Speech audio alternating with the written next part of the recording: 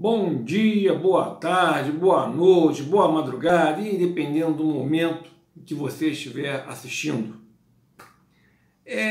Neste vídeo eu vou fazer um resumo muito simplório da política monetária praticada no Brasil durante décadas.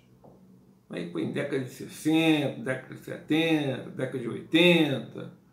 década de 90, até há pouco tempo com o governo Bolsonaro.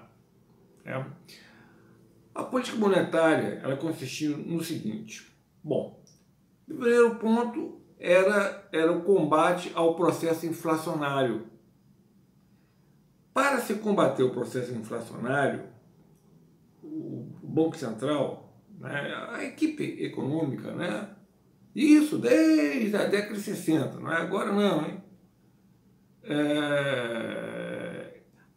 Aumentava a taxa de juros ou aumentava o empréstimo compulsório que os bancos tinham que depositar à disposição do Banco Central do Brasil, chamado empréstimo compulsório. Para que isso? A equipe econômica, isso desde a década de 60, não é agora não, hein? Partia de uma premissa, que muita moeda em circulação gera inflação. A equipe econômica estava efetivamente fundamentada na teoria quantitativa da moeda, ou seja, quanto maior é a quantidade de moeda circulando no mercado, maior é a possibilidade de aumentar o consumo, aumentar o investimento privado e isso pressionar a demanda. Por isso que as equipes econômicas denominavam inflação de demanda. Por quê? Era a demanda pressionando a oferta. E essa pressão era exercida porque tinha muita moeda circulando no mercado. Razão pela qual aumenta a taxa de juros.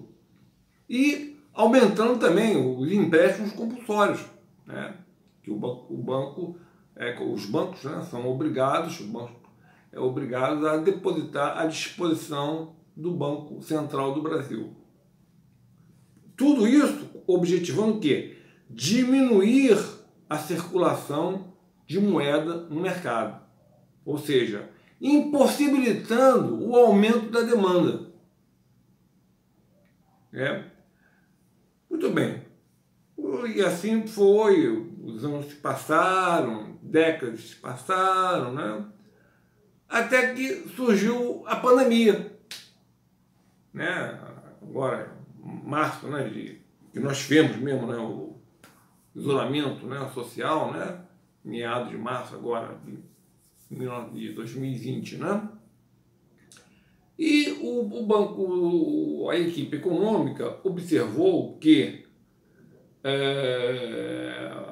a quantidade de moeda era tão reduzida e a economia estava tão debilitada que a equipe econômica do atual governo, do governo Bolsonaro, teve a coragem, eu realmente fico até assim sensibilizado com a coragem que eles tiveram, porque durante décadas defendendo a teoria quantitativa da moeda, ou seja, vamos diminuir a quantidade de moeda no mercado para inibir a demanda, para não existir a denominada inflação de demanda.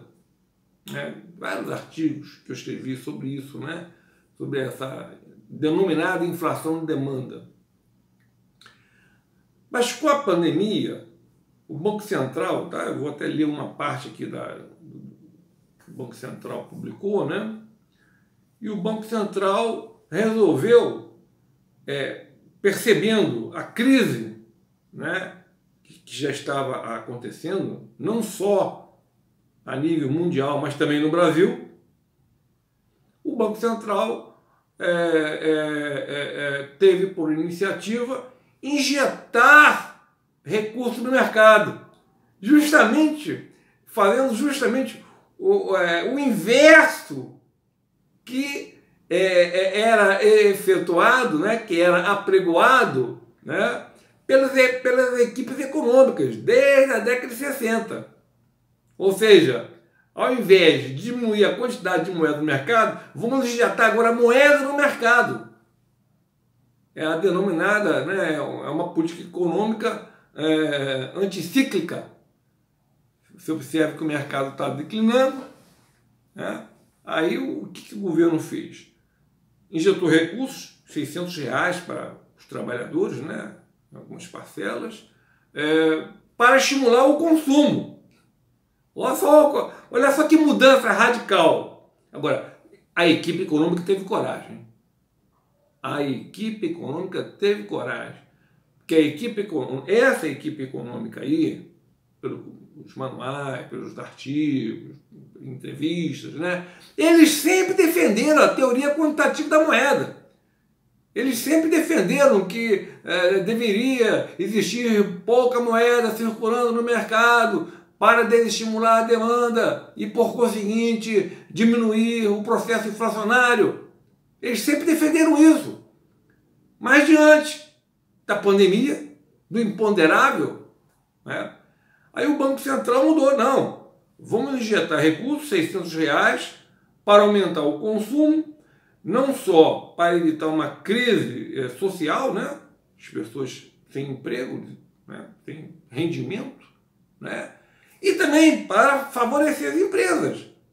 Que as empresas, evidente, consumo menor, o faturamento das empresas também, evidentemente, também seria menor, óbvio, claro, né? E, então, além dos R$600, o governo ainda abriu linha de crédito para favorecer as empresas, para conceder empréstimos às empresas.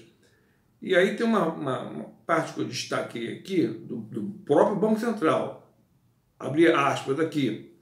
Para isso, o Banco Central anunciou várias medidas para assegurar o bom nível de liquidez para o sistema financeiro nacional e fazer fluir o capital de crédito. Ou seja, outrora, eles controlavam o crédito no sentido de retrair o crédito. Agora, com a pandemia, a equipe econômica, corajosamente, repito, né, digna de elogio, né, eles se renderam à realidade. Não, nós temos que agora aumentar a expansão do crédito para as empresas. A ideia é que os bancos tenham recursos prontamente disponíveis em volume suficiente para conceder empréstimos e refinanciar dívidas das pessoas físicas e das empresas. Essas medidas anunciadas pelo Banco Central de expansão de crédito, refinanciamento de dívidas de pessoas físicas, de pessoas jurídicas, os R$600, né, tudo isso, essa conta equivale a 16,7% do produto interno bruto. Estão percebendo a coragem que a equipe econômica teve? Evidentemente que a equipe econômica teve essa coragem, mas eu não gosto de fulanizar aqui, vocês sabem muito bem disso, né? Mas o Bolsonaro, nem médico consegue convencer o homem. Mas a equipe econômica não teve dificuldade para convencer o Bolsonaro. Essa história que o Bolsonaro, isso aí é o posto de piranga que resolve, é o Paulo Guedes. Não é bem assim não. O Paulo Guedes veio com a solução para ele, certo? A tecnicidade, né? Essas minúcias, né? Essas particularidades. Claro que o Bolsonaro não entende, né? Mas o Bolsonaro entendeu o princípio, que a economia estava em declínio, né? Aliás, o mundo, a economia mundial está em declínio, né? E que havia necessidade, né, de inverter a política monetária. Outrora, uma política monetária contracionista.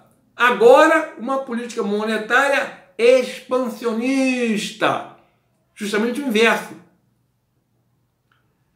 Agora, tem um problema. A intenção do Banco Central é ótima, do governo também, o governo central, o presidente, né? O governo Bolsonaro, digamos assim, né? Ele se convenceu rapidamente. Ele não é fácil de se convencer, não. Não é qualquer um que vai chegar lá, vai contar uma historinha bonita para ele, vai convencer, não. Ele é um... claro, porque o que der certo foi o governo. O que der de errado foi o Bolsonaro. Ninguém vai falar que foi o governo Bolsonaro, a equipe do governo Bolsonaro, não. Vão admoestar diretamente o Bolsonaro, ele, a família dele, e toda a geração da família Bolsonaro. Muito bem. Mas tem um detalhe.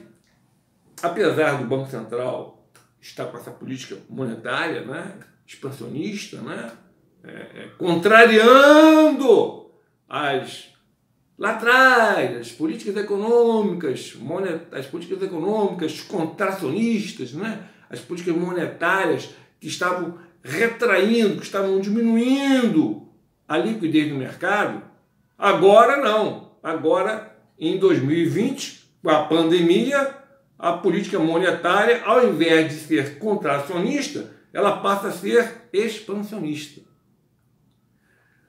Mas o problema é o seguinte, o problema é que o Brasil tem um sistema financeiro cartelizado. Você tem 3 bancos, aproximadamente, que dominam o mercado. Além da Caixa Econômica e do Banco do Brasil, mas esses aí tem um controle do governo federal, né? Mas os outros 3 não, instituição, setor privado, né? E muitas reclamações, mas muitas mesmo, de empresários que estão tendo dificuldade de ter acesso a esse crédito concedido pelo Banco Central, que na verdade é do Tesouro Nacional. Esses 16% aqui, 16,7%, né, do PIB, 16,7% do PIB, 85% é do Tesouro Nacional. Quando eu falo Tesouro Nacional, somos nós. Quando vamos comprar um produto qualquer, tem um imposto federal, o recurso está lá no banco, está lá no Tesouro Nacional, né?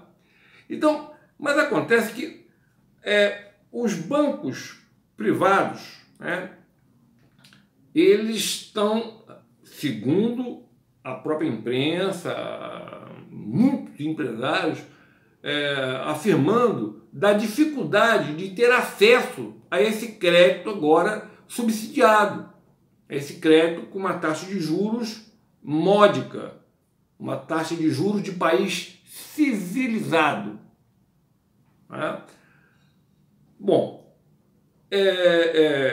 para vocês terem uma ideia, a inflação até maio dos últimos 12 meses, a inflação em 12 meses até maio é de 1,88%. Em 12 meses. Pois muito bem, a linha de crédito de financiamento de capital de giro das empresas, dos bancos, das instituições financeiras, né? Tem um banco aqui, por exemplo, eu não vou declinar o nome para não fazer anúncio, né? Está cobrando 1,17% ao mês, mas é ao mês. É ao mês. Anual é 14,92% que esse banco está cobrando para financiar o capital de giro até 365 dias. Ora, mas lembrando, ele cobra 1,17% ao mês, mas a inflação dos últimos 12 meses é de 1,88%, que é o nosso IPCA, né? Índice Nacional de Preço ao Consumidor Amplo, que é a inflação oficial do Brasil. Então, os empresários estão reclamando porque estão tendo dificuldade de acesso. Também puder, é claro. Enquanto o banco puder conceder um empréstimo com a taxa que ele normalmente pratica, melhor para o banco. Óbvio. Se praticar a taxa recomendada, né, pelo Banco Central, por essa linha de crédito lá do Tesouro Nacional, a taxa de juros vai ser menor. E o ganho financeiro também, né, vai ser menor para o banco, claro, óbvio. O banco prefere cobrar 1,17% ao mês, né, que ao ano dá 14,92%, contra uma inflação dos últimos 12 meses até maio de 1,88%. Então esse é o dilema. Por mais que se queira melhorar a situação do Brasil, nós temos cartéis. E o sistema financeiro ele é muito cartelizado. 3 bancos, eles têm um poder. 3 bancos, eu estou excetuando o Banco do Brasil e a Caixa Econômica. Os outros 3 bancos vocês sabem muito bem, eu não vou fazer propaganda de banco aqui, né? Por favor, né? Mas esses 3 bancos, 3 grandes bancos, eles dominam o mercado. E muitos empresários estão reclamando que estão tendo dificuldade de ter acesso a essa linha de crédito, com uma taxa de juros de país civilizado. Eu já falei várias vezes para vocês aqui, né? Que a taxa de juros na ponta aqui, digo na ponta, tá? Ao mês é equivalente ao custo do capital ao ano nos países civilizados. Então, evidentemente que as instituições financeiras, se elas, enquanto elas puderem, né, exigir documento, não serve esse documento, eu quero outro, prefere utilizar a própria linha de crédito que ela tem, o próprio recurso que a instituição financeira tem, ao invés de utilizar o recurso do Tesouro Nacional.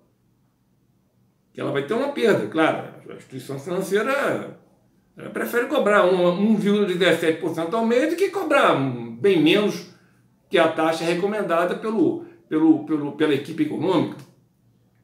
Então, isso é uma questão. E isso é muito preocupante, porque o Brasil, nós estamos numa situação muito, muito drástica, né? Você vê que o nosso PIB, teve uma retração significativa, né? Em 2015, eu já falei, eu sou até repetitivo nisso, mas é importante isso. Em 2015, né, o PIB teve um declínio de 3,55%. Em 2016, com a saída da Dilma, né? Desculpe, pode ter criança em casa, não tem na sala, desculpa. Mas a presidente,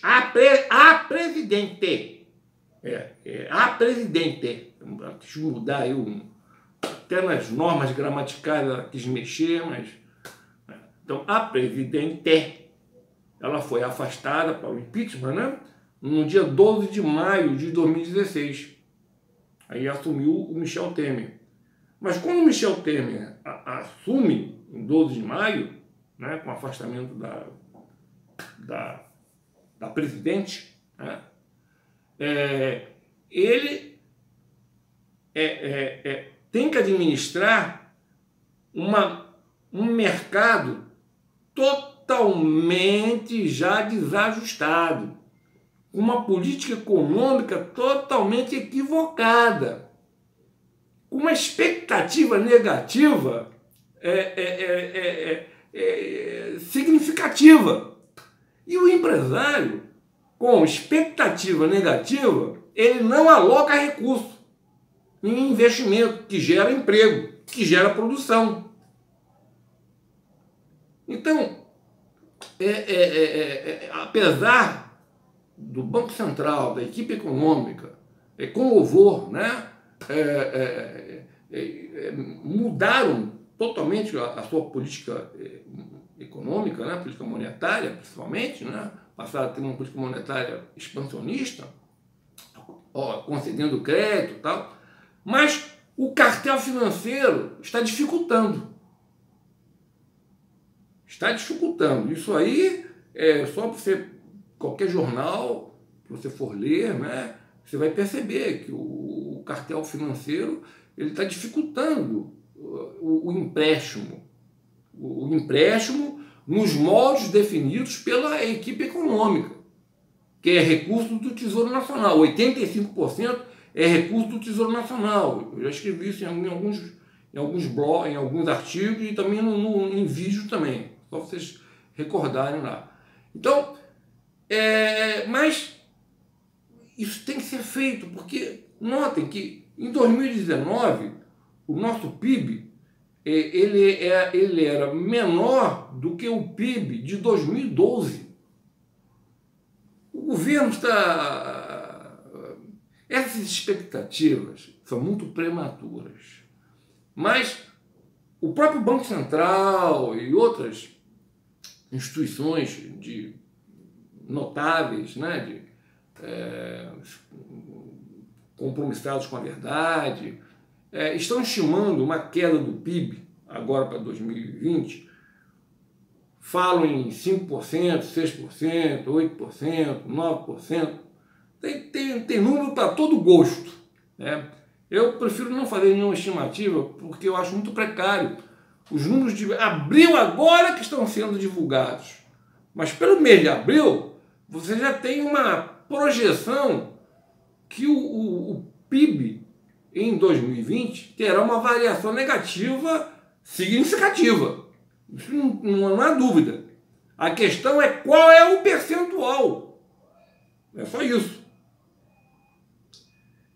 Eu espero que haja união, que o partidarismo não atrapalhe, né, a política partidária na sua forma mais perversa, né? Aquela política partidária no sentido mais pejorativo, né?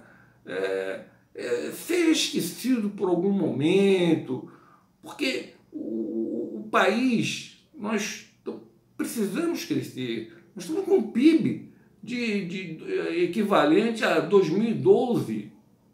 Puxa vida, são muitos anos. Entre 2012 e 2019, muita água passou debaixo da ponte. Muitas demandas. Água, saúde, saneamento básico, tratamento de esgoto, muitas necessidades. Mas, em alguns casos, a política partidária ela está pressionando o governo no sentido mais pejorativo da expressão e dificultando, né? Porque a queda em 2020 é inevitável. Não existe dúvidas com relação a isso, né? A questão é o percentual.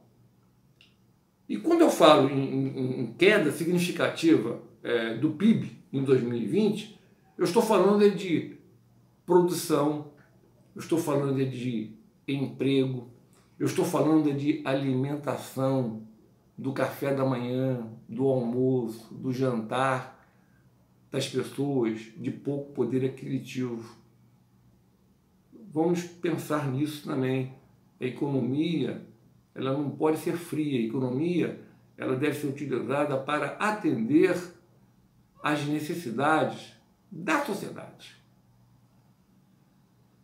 Que assim seja. Muito obrigado. Muito obrigado.